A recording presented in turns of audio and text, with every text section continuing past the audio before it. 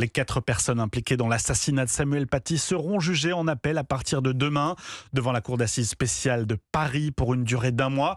Elles avaient été condamnées en première instance pour leur participation à des degrés divers à la décapitation du professeur d'histoire-géographie par un islamiste tchétchène dans les Yvelines.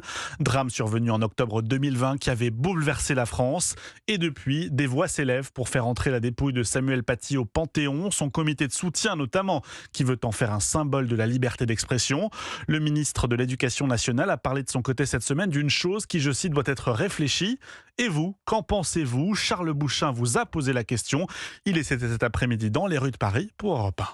Pour moi, il pourrait avoir sa place. Il ne s'inscrit pas dans la même lignée que les autres figures du Panthéon. Par contre, il représente quand même pour moi une figure française dans le sens où il a été quand même victime de l'islamisme. Donc pour moi, c'est aujourd'hui un combat qui est important. C'était un enseignant de qualité qui a été tué par des fanatiques obscurantistes. Mais il a été surtout victime. Donc est-ce que le fait d'être victime suffit à être enterré au Panthéon ? Je ne sais pas. Ça serait vraiment une première et un symbole d'unité aussi et de valeurs françaises et de républicaines.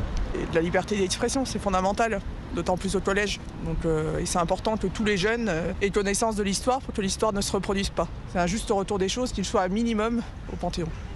Propos recueillis par Charles Bouchin pour Europe 1.